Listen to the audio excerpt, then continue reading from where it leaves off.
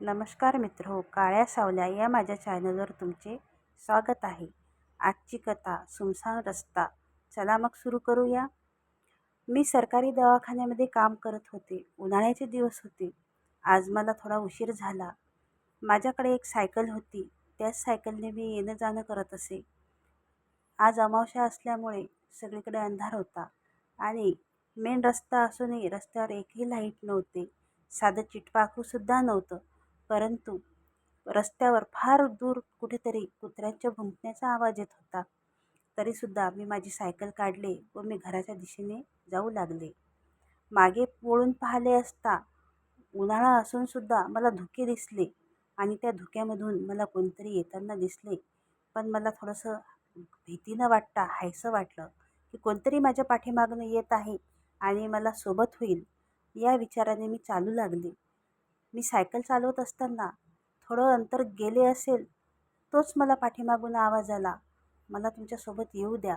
मला वाटलं चला कोणतरी येत आहे, त्याचं वाहन आणि माझी सायकल मागे पुढे राहतील तर रस्त्यात सोबत होईल.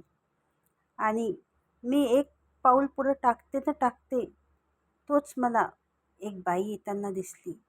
हिरवी साडी, लांब सडक केस आणि हातात बाळ होतं तिच्या.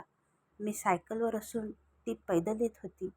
पैदल कसली, ती माझ्या सायकलीच्या बरोबरीत चालतच होती. ते दृश्य बघून मी थोडं विचारात पडले.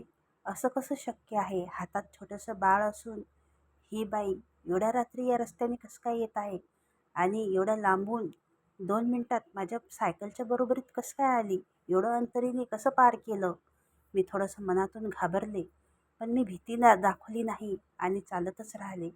ती मला म्हणत होती, सायकल थांबवा, मला तुमच्यासोबत येऊ द्या. पण मी सायकलवरून खाली उतरले नाही. मी आणखीच जोरात सायकल चालवू लागले आणि जसं मी सायकलचा वेग वाढवला तसे ती त्या वेगाबरोबर धावू लागले. धावत धावत ती माझ्यासोबत बोलू लागली, मला तुमच्यासोबत येऊ द्या, माझं बाळ फार रडतंय, त्याला भूक लागले, मला येऊ द्या तुमच्यासोबत. आणि मी घाबरत घाबरत सायकल चालवू लागले. समोर बराच अंतर आल्यानंतर ती मागे पडली. मी वळून पाहिलं, ती मला दिसली नाही.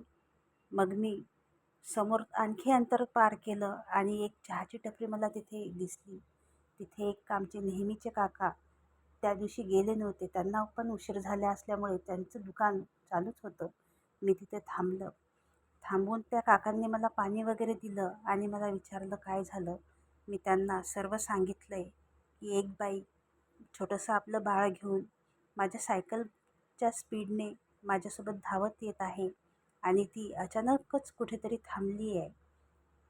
तर मग त्या काकांनी मला सांगायला सुरुवात केली, बाळा घाबरू नको, तिची हद्द संपली आहे. ती इथपर्यंतच येते आणि येणाऱ्या जाणाऱ्यांना दर अमावस्येला ती अशीच त्रास देते.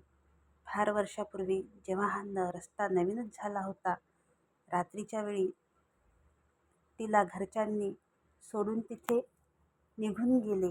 कारण तिला मुलगी झाली होती. तिच्या घरच्यांना मुलगी नको होती. त्यामुळे ती बराच वेळ त्यांची वाट बघत बसली आणि शेवटी ती चिडून, घाबरून, वैतागून ती त्या रोडनी पळत सुटली. जिकडे रस्ता दिसेल तिकडे ती पळत सुटली आणि समोरून एक ट्रक आला व त्या ट्रकच्या धडकेमध्ये तिच्या जागीच मृत्यू झाला. ती व तिचं बाळ दोघेही मृत्युमुखी पडले. आणि मग त्या दिवसापासून ती दर अमावस्येला येणाऱ्या जाणाऱ्यांना दिसते आणि म्हणते, मला तुमच्याबरोबर येऊ द्या आणि मला माझ्या घरापर्यंत सोडा. तिची हद्द आहे, त्या हद्दीच्या बाहेर ती येत नाही.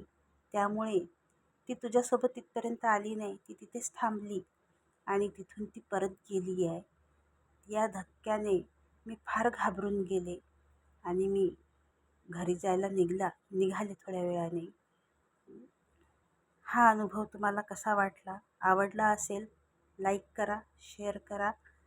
आणि अनुभव क्रमांक दुसरा, हिवाळ्याचे दिवस होते, सकाळची वेळ होती. मी मॉर्निंग वॉकला रोजच्याप्रमाणे निघाले होते. आजूबाजूला फारसे लोक नव्हते. मी चालत गेले, बराच अंतर चालत गेले. माझ्यासमोरून मला कोणतरी येताना दिसले. मी म्हटलं नेहमीप्रमाणे लोक असतील. मी इकडे तिकडे बघितलं, कोणी नव्हतं, पण मी तेवढं लक्ष दिलं नाही.